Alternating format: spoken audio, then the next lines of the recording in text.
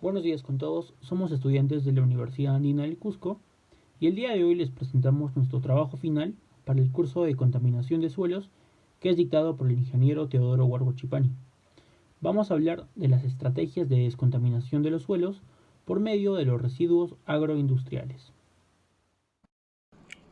Las intervenciones humanas en el ambiente tienen efectos locales que pueden manifestarse mucho más allá del sitio de intervención. Esto quiere decir de que éstas se pueden esparcir por los alrededores, provocando alteraciones a nivel global, tales como son las lluvias ácidas, el efecto invernadero y el calentamiento global.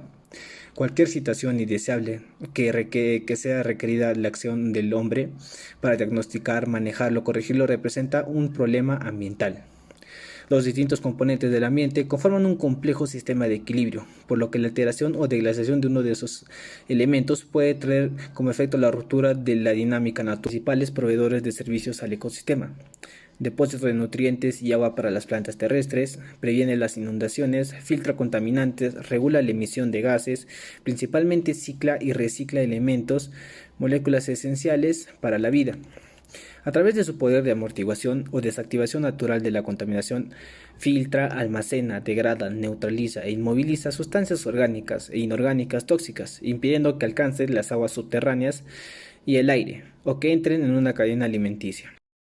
Tanto las técnicas de recuperación ecológica de suelos como el uso de residuos agroindustriales en los procesos de descontaminación representan una opción que promueve el incremento en algunos de los indicadores de calidad del suelo, tales como las actividades enzimáticas, respiración basal y carbono microbiano.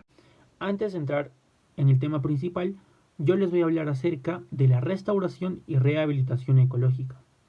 Son todas aquellas prácticas o métodos que se emplean para conservar el suelo y reducir su degradación. Por otro lado, esto también nos va a dar la oportunidad de analizar y evaluar científicamente la conservación y el desarrollo de los ecosistemas. Como una pequeña conclusión con respecto a este tema, la rehabilitación ecológica tiene como objetivo la recuperación de los suelos degradados, dañados o destruidos. Para recuperar áreas degradadas se puede utilizar tres métodos. Primero, la restauración, que se da con el fin de llevar a un suelo a sus características originales. La rehabilitación, donde se van a utilizar algunas especies nativas y también otros métodos. Y finalmente, la recuperación, donde solamente se van a utilizar especies nativas para tratar el suelo degradado. Ahora vamos a hablar de las tecnologías para la descontaminación de los suelos. Nosotros sabemos que existen bastantes, sin embargo, las más importantes o las más conocidas son la bioremediación, la fitorremediación, la restauración ecológica y la rehabilitación. Cabe mencionar que los procesos que guían estos métodos no están claros del todo. Solo por citar algunos ejemplos, podemos mencionar a la técnica de remediación que hace uso del biocarbón o también conocido como biochar.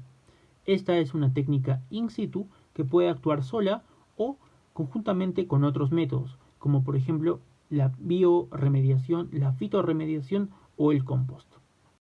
Y hablando de la fitorremediación, esta es una técnica que se basa en la capacidad de algunas plantas para absorber, acumular, volatilizar o metabolizar los contaminantes presentes en el suelo, que pueden venir, por ejemplo, en forma de metales pesados, compuestos orgánicos, compuestos químicos o, por último, los derivados del petróleo.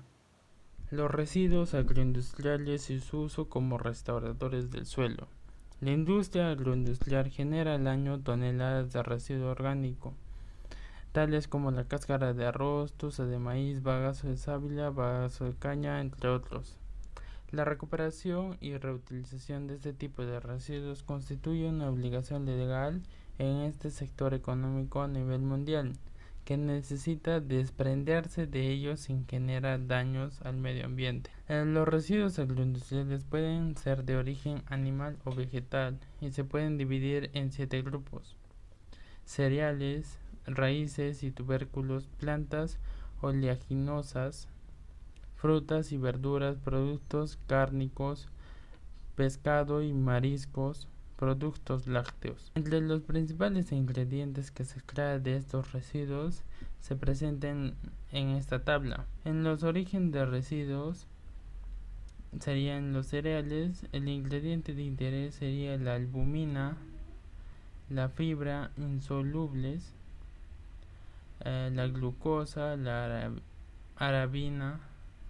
En las raíces y tubérculos serían fenoles, ácidos orgánicos.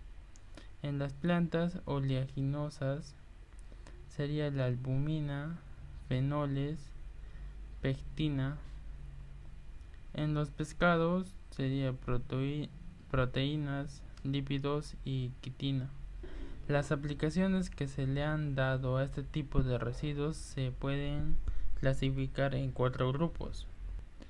En el primer grupo tenemos el pretratamiento, la extracción y la recuperación de compuestos bioactivos e ingredientes alimenticios, como las fibras dietéticas, pectinas, fenólicos y vitaminas. En el segundo grupo tenemos la producción de enzimas, antibióticos, hongos, comestibles, entre otros. En el tercer grupo tenemos la producción del alimento para animales. Y en el cuarto grupo podemos hacer la producción del compost. Yo les voy a pasar a hablar del biochar, que es una media de remediación con carbono. Es el producto de la degradación termoquímica de los materiales orgánicos en la ausencia de aire. A esto lo llamamos pirólisis. Y se distingue del carbón por su uso en enmienda de suelo o recuperación de suelos. Bueno, sin embargo, para considerar un residuo de estos como biochar deben cumplirse 2 reglas. El biochar, si no puede ser utilizado como fuente de combustible, aunque la utilización de la energía durante la producción del biochar puede ser aceptable. 2. Excluyendo las formas C negro, derivadas y combustibles fósiles no renovables, y recursos como carbón, petróleo y caucho. El biochar se evalúa globalmente como un medio para mejorar la fertilidad del suelo y mitigar el cambio climático a través del secuestro de carbono. Los mecanismos por los cuales el biochar en los procesos de descontaminación son diversos y poco comprendidos en la mayoría de los estudios. Bueno, está claro que en estos fenómenos de absorción, el pH y las propiedades físicas del biochar, tales como la estructura de los poros, las áreas superficiales y la materia mineral, desempeñan un papel muy importante para la determinación en la que se forma el biochar y en la que ésta puede afectar el suelo. Mejora las propiedades del biochar por diferentes tratamientos. El biochar se puede mejorar por diferentes tratamientos. La activación del biochar resulta ser un método efectivo para mejorar la capacidad de absorción.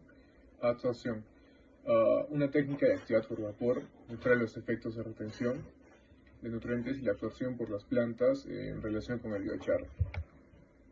Efectos sobre los contaminantes orgánicos. La absorción superficial y la partición son los mecanismos de eliminación de contaminantes orgánicos. La absorción se refiere a las interacciones de la superficie que conducen a la adhesión y las moléculas contaminantes a las superficies del biochar. La activación hidrolítica de la FDA se usa como una medida general que se refleja las actividades microbianas en la microflora del suelo. Absorción de contaminantes por residuos agroindustriales.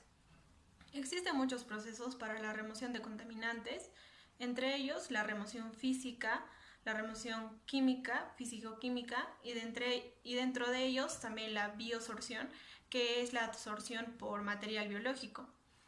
Los metales pesados por acumulación en las cadenas tróficas ocasionan daños irreversibles. El tratamiento de aguas hervidas industriales involucra altos costes, por lo que no se usa con mucha frecuencia. Es por eso que en la actualidad se está empleando absorbentes de bajo costo para la remoción de una serie de metales pesados. Es así como se ha utilizado la arcilla para la absorción del cadmio, el tejido de peciolar de palma para la absorción de cobre y también del cadmio, entre otros materiales que han demostrado su efectividad en la absorción de metales pesados, por lo que ha aumentado el interés en el estudio de coagulantes naturales para la remediación de los mismos en aguas hervidas y en ambientes contaminados.